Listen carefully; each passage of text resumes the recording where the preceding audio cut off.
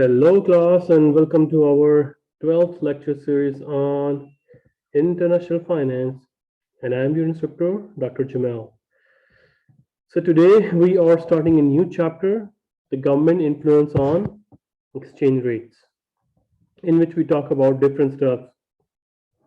And at the end, we will talk about how government can control or can intervene, even though nowadays this is the age of 21st century where we say that okay, there are free markets, but even then in free markets government can intervene through different techniques. So we'll learn today, and at the end we will be having a lot of practice questions, real life examples, and concept checkers. All right, so let's just move. So as explained in our lecture number 6 or chapter number 4, we talked about that government's policies do affect exchange rate. So today we'll talk about, in whole chapter, in whole lecture, we'll talk about what kind of those type of policies are and how they will affect. But first, we will understand the history of exchange rates.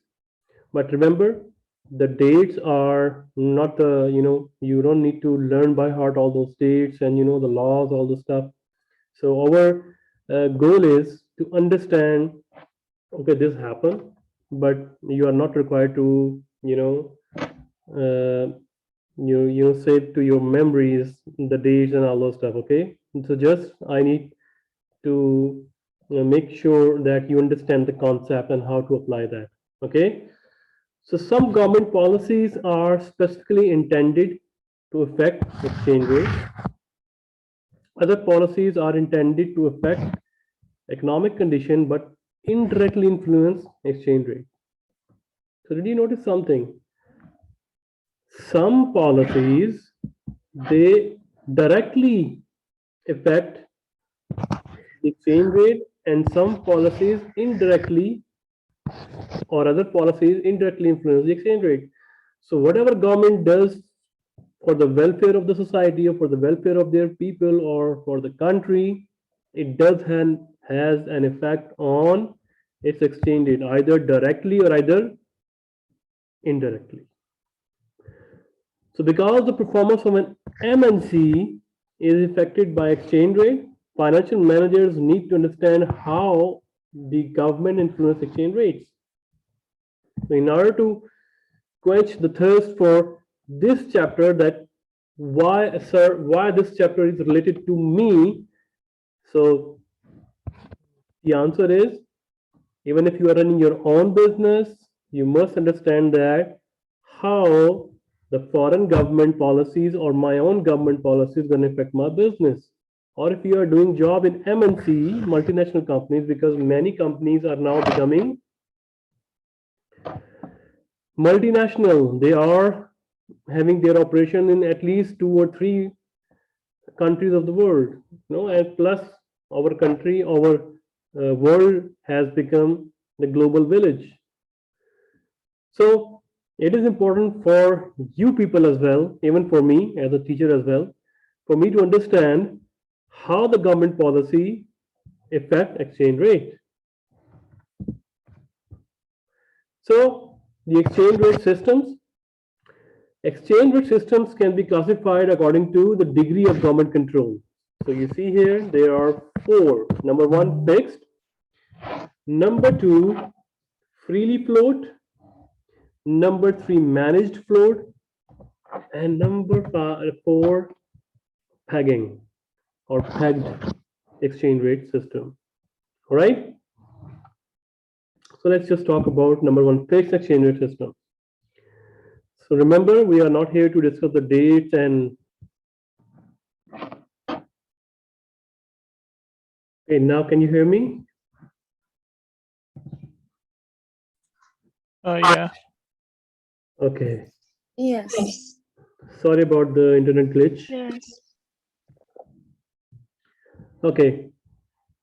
So we were talking about, remember, we are not here to learn the dates and all the stuff. We are here to learn the concept and the application of the concepts, right? So in fixed exchange rate system, Exchange rates are held constant or allowed to fluctuate only within narrow band. For example, right now the yuan dollar exchange rate is equal to $1 is equal to 7 yuan. All right. And the government, for example, allow you to only fluctuate plus 2% and minus 2%. That's it. Not more than that. Then this is called fixed exchange rate system. Very narrow band. I think maybe 2% is huge. Only, for example, 0.5%, 0.1%. It's like that. All right. But you understand, right? The central bank can reset the fixed exchange rate by devaluing or reducing the value of the currency against other currencies, because fixed exchange rate system has a higher control by the government, so they can devalue or they can revalue as well to increase the value of its currency against other currency. All right. So what is depreciation and appreciation? We already talked about that. So it's just we are repeating those concepts. The term depreciation and appreciation represents the decrease or increase in the value of the money that is allowed, because depreciation means decrease, appreciation means increase. There would be or here. In response to market condition, the term depreciation is more commonly used when describing the decrease in the value of currency, and the term appreciation is more commonly used when describing the increase in the value of the currency. So they are not subject to fixed exchange rate system. Why? Because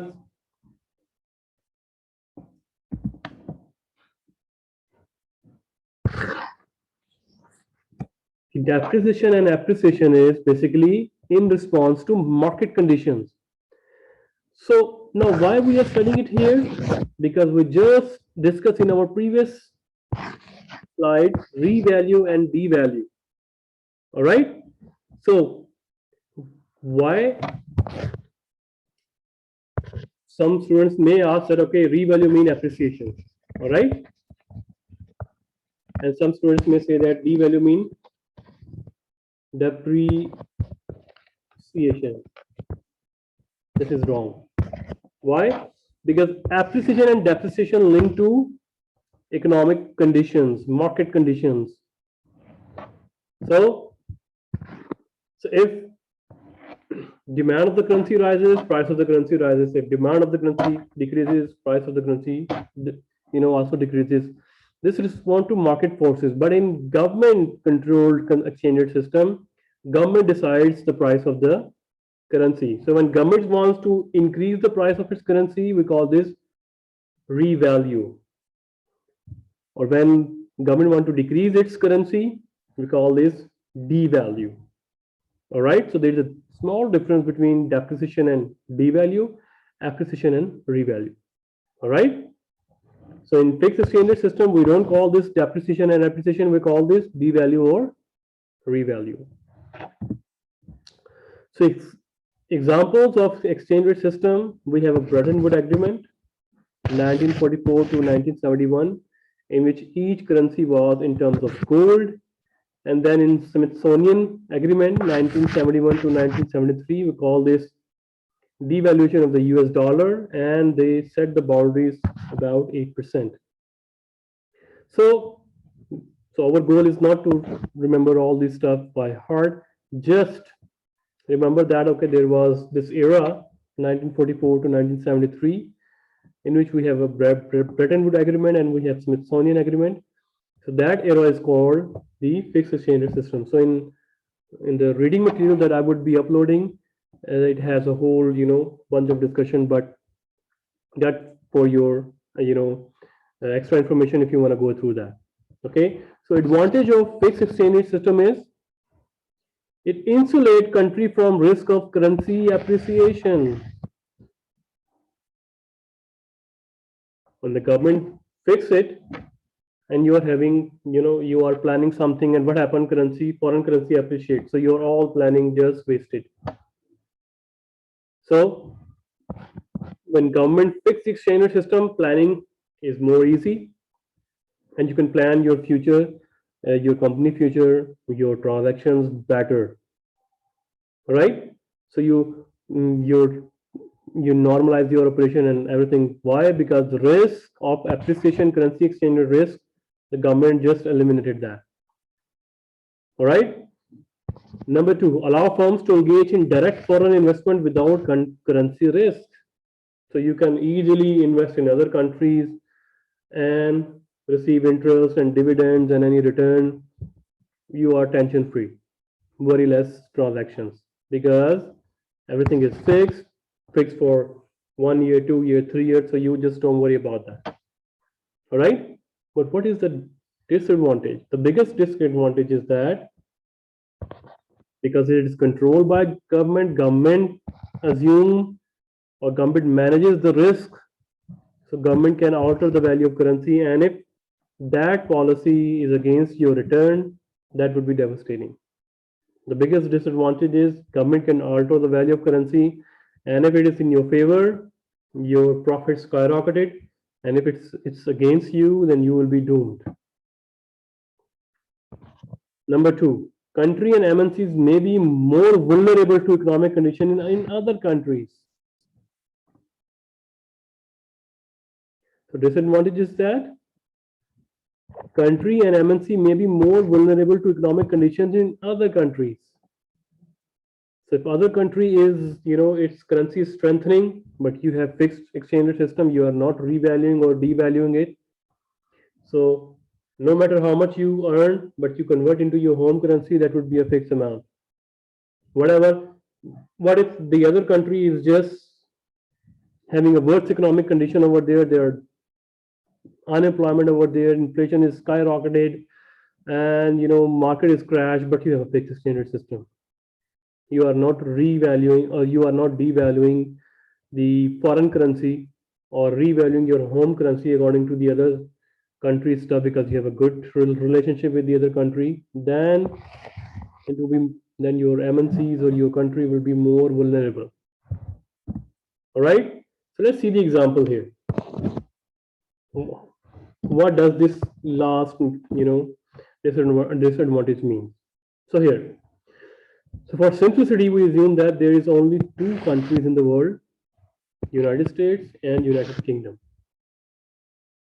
Also assume a fixed exchange rate system, and there is only two countries that trades frequently with each other.